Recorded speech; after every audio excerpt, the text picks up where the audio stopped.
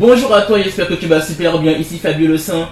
Dans cette nouvelle vidéo, je suis avec une invitée spéciale. Spéciale parce que c'est la première fille sur ma chaîne.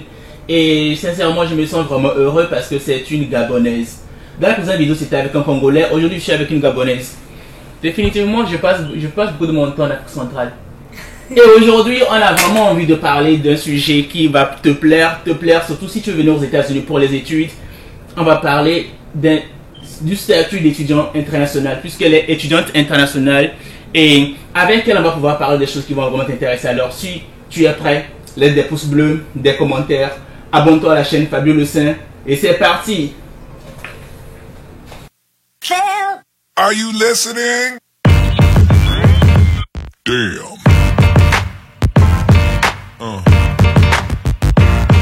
Yeah.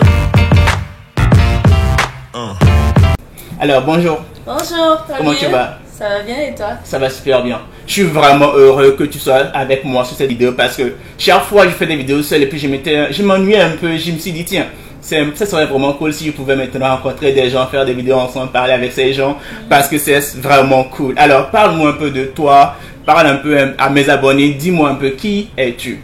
Je suis Lise Florida et je suis gabonaise. Ok. Ça fait... Attends, Florida, c'est ton vrai nom? Oui.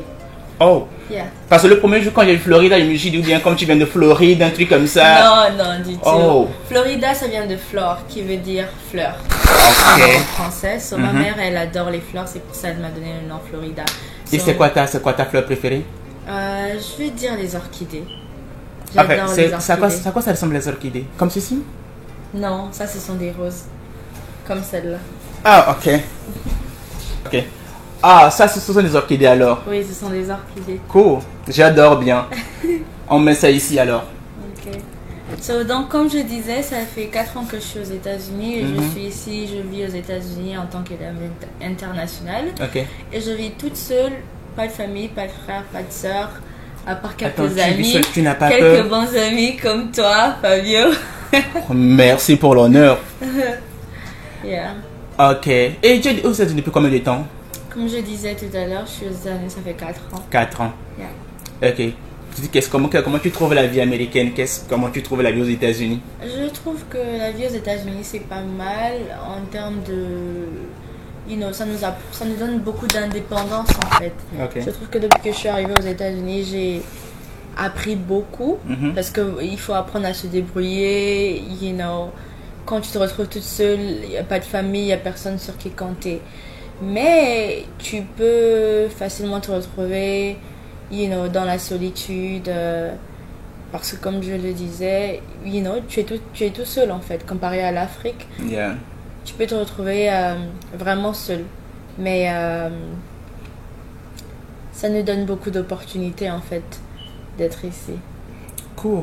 Et ouais, je me retrouve vraiment dans ce que tu dis parce que moi en Afrique il y a la famille qui est proche, il y a les amis. Ici tu es un peu toi seul et puis c'est vraiment bizarre. Effectivement, en Afrique avec les parents qui sont là, tu n'as pas vraiment la possibilité de développer ton sens du débrouillardisme. Mais ici aux États-Unis, tu es tout seul. Il faut que you gotta make money, tu dois faire de l'argent, tu dois apprendre à préparer toute seule. Personne ne va s'occuper de toi. Tu es ton propre parent en fait. Effectivement, tu es ton propre parent. So. Ok, Lisa est étudiante internationale. Qu'est-ce que ça fait d'être étudiante internationale dans un pays qui n'est pas d'abord le tien? Et comment, parle-moi un peu. Être élève international, personnellement, je trouve que c'est moins avantageux comparé à ceux qui sont venus justement avec la loterie Visa, la carte résidente, parce que on a beaucoup plus de restrictions. Quand on est élève international, on doit forcément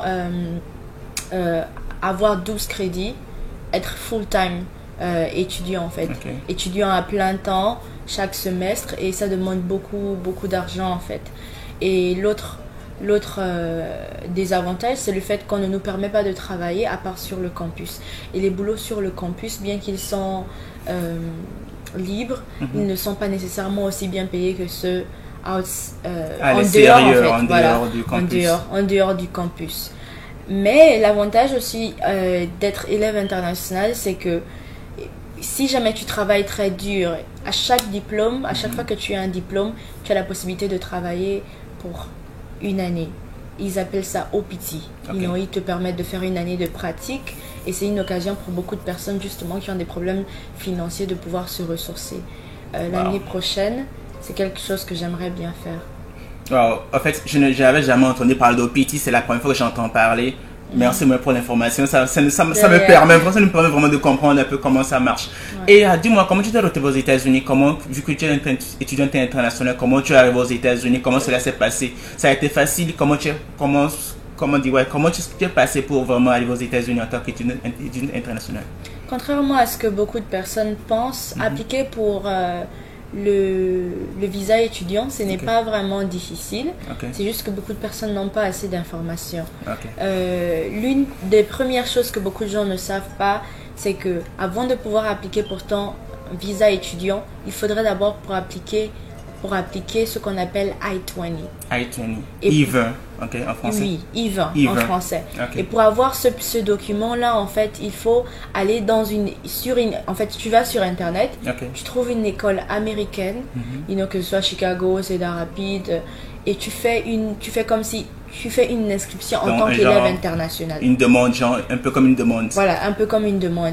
Et quand tu fais ton inscription, tu mets ton email. Et quand tu vas mettre ton email, dans ton email, vous allez converser.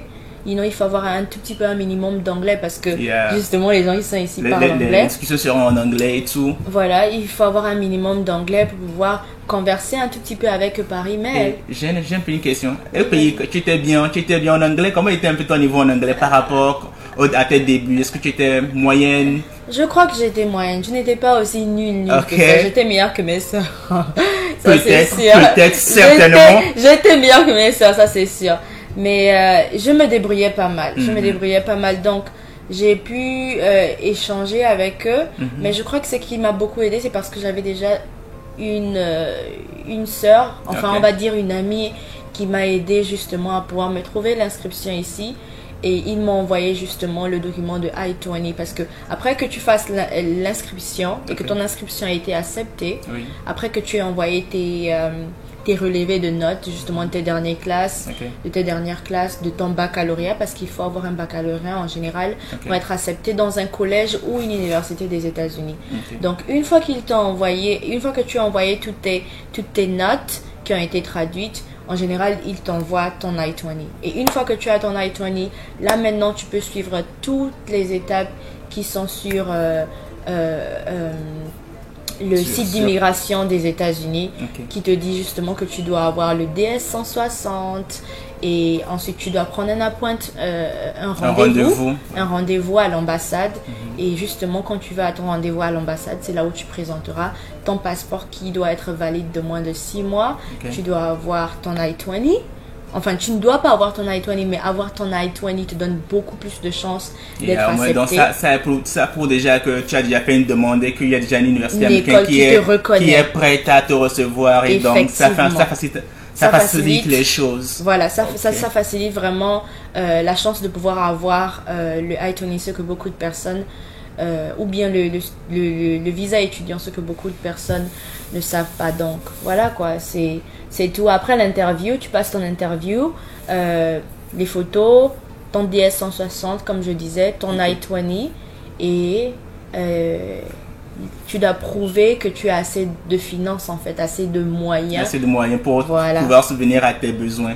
Tout à fait. Wow. Tout à fait. Et par rapport à l'interview, est-ce que tu te rappelles un peu des genre de questions qu'on te posait un peu à l'interview avant de venir? Quel genre de questions le conseil te posait avant que tu puisses, lorsque tu passais ton interview?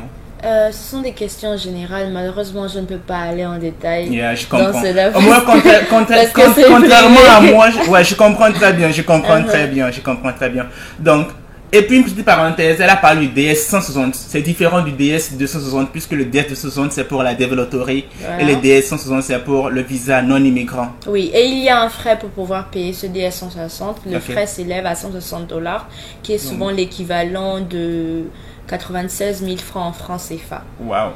Donc une personne devrait se préparer avec 100 000 francs de francs CFA dans sa poche juste au cas où on ne sait jamais en allant ce jour. Et ce frais-là est irrefundable, c'est pas... Ce n'est pas remboursable. Yeah, ce n'est c'est pas quasiment aussi remboursable. comme la développerie, parce que quand tu passes ton interview de développerie, tu dois payer les frais de visa. Et c'est about $330. Et ce sont des frais qu'on ne rembourse pas. Donc c'est quasiment la même chose entre temps. Ok. Ouais. Et voilà. Waouh.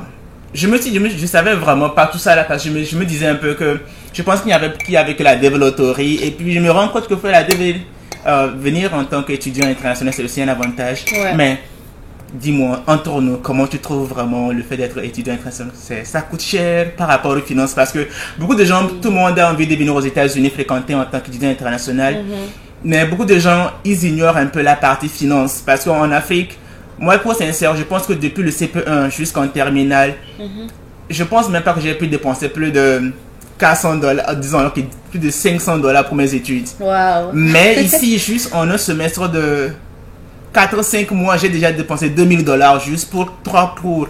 Donc, ouais, dis-moi, parle-nous un peu des coûts ou bien vraiment du financement par rapport aux études. Comment tu trouves ça bien? Si tu peux essayer d'aller en détail, dis-nous un peu ce qu'on doit savoir bien, ce qu'une personne qui vient d'Afrique doit savoir par rapport au coût des études aux États-Unis. L'éducation n'est jamais, n'est jamais gratuite. Yep. Peu importe où tu iras, mais je pense que ça vaut le coup. Aux États-Unis particulièrement, les études sont très chères en général.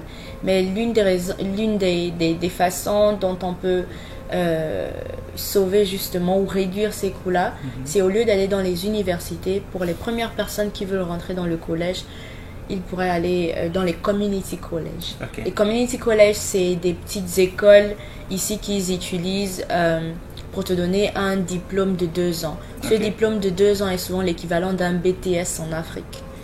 L'équivalent d'un BTS en Afrique. Donc, le BTS, c'est celui qui vient juste avant la licence.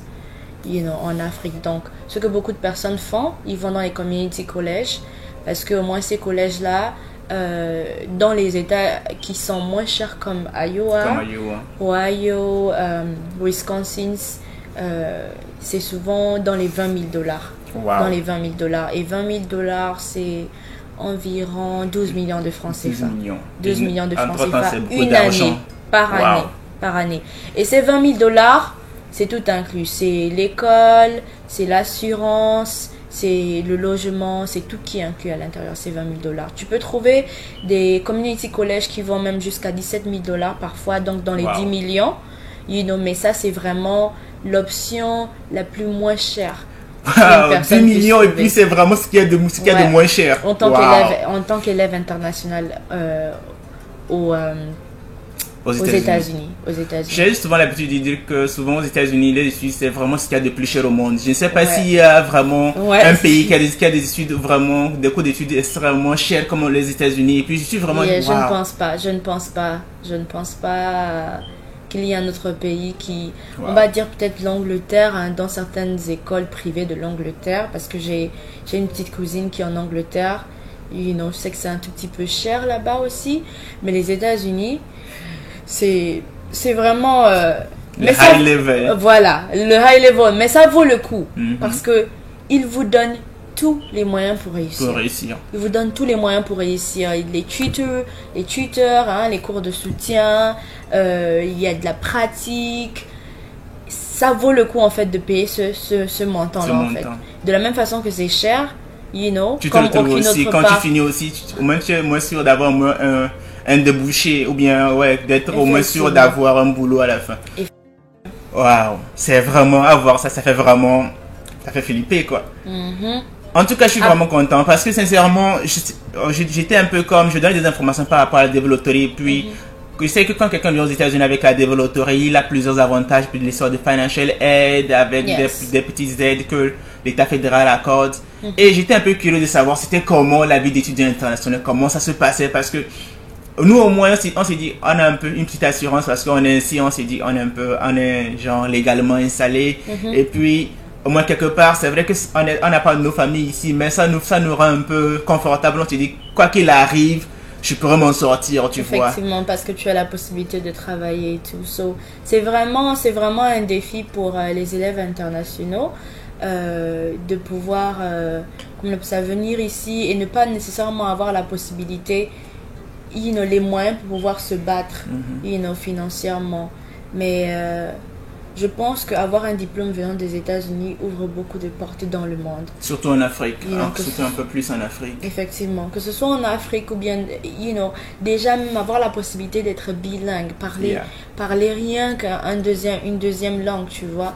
L'anglais, c'est déjà, ça donne beaucoup d'ouverture en fait. So, je crois que ça vaut le coup. Donc, comme je disais, c'est vraiment facile pour pouvoir s'enregistrer. Il suffit juste de pouvoir faire une inscription dans une école en ligne, avoir son I-20, ensuite appliquer pour son DS-160. Après avoir appliqué pour son DS-160, prendre un rendez-vous à l'ambassade. Et quand tu prends le rendez-vous à l'ambassade, s'assurer que tu as tes photos, s'assurer que tu as tes 100 000 francs avec toi, et c'est fini. Et être préparé justement à répondre aux questions qu'ils vont te poser. Mais les questions en général ont un rapport avec le genre d'études que tu aimerais faire, combien de temps tu aimerais rester là-bas, si tu as des personnes qui vont te supporter pendant que tu seras là-bas. Ce sont des questions en général. Donc pas de quoi avoir peur, quoi. Donc tu es ici, mais ton financement vient de tes parents depuis l'Afrique? Majoritairement, pour les études. Pour les études, majoritairement maintenant, pour le day-to-day living, on se débrouille, hein. On se débrouille. C'est un peu ça la réalité aux États-Unis. On se débrouille parce que les parents, tu sais, les parents, on peut pas tout laisser sur eux. On peut pas tout, ouais. Et puis on n'est pas seul à la fin, donc. Effectivement. Mais sincèrement, je pense que c'est vraiment une bonne expérience parce que souvent, en venant aux États-Unis, et puis quand tu te rends compte que tu es ici par toi-même, tu arrives à avoir la vie différemment, tu te prends en charge et puis ça te donne un peu plus de responsabilité et ça t'aide d'aller de l'avant parce que tu te dis que ok, ici je suis mon propre parent, je dois faire les choses par moi-même, je dois apprendre, je dois essayer d'être le meilleur de moi et ça aide vraiment dans la vie future. Et puis comme tu as dit, la langue aussi, l'anglais qui va avec et puis ouais. Effectivement, c'est un gros avantage. Donc les gens qu'ils n'aient pas peur et s'ils n'ont pas la possibilité de venir avec la green card, on peut toujours essayer de venir avec le visa étudiant. Effectivement. Mais s'assurer derrière que les parents ont les moyens nécessaires pour vraiment nous prendre en charge parce que c'est vraiment pas facile, Pas nécessairement les parents, il y a des personnes justement qui travaillent déjà et qui ont la volonté de pouvoir justement avoir un deuxième diplôme. Si tu travailles et tu voudrais avoir un deuxième diplôme, c'est une option pour toi, pour pouvoir évoluer justement dans ta carrière. Cool. Yeah. Wow. En tout cas, vraiment, merci pour toutes ces informations. Merci vraiment pour toutes ces informations et le temps que tu as bien voulu nous consacrer parce que sincèrement, je sais que nos abonnés vont vraiment aimer cette vidéo. Et entre-temps, s'il y a des Gabonais qui passent par là, parce que hier, j'ai fait une vidéo, je parlais du Congolais, des gens me disent, ok, je suis sénégalais, je suis ivoirien, je dis, ok, d'accord, I got you guys. Donc, vraiment, merci pour ce temps, vraiment, merci pour tout. De rien, Fabio, merci, le plaisir était le mien. Faut juste que je finisse ce cookie là. Oh, damn! Yummy! Ouais. Donc, merci pour tout et puis... Bye guys! Ciao, ciao!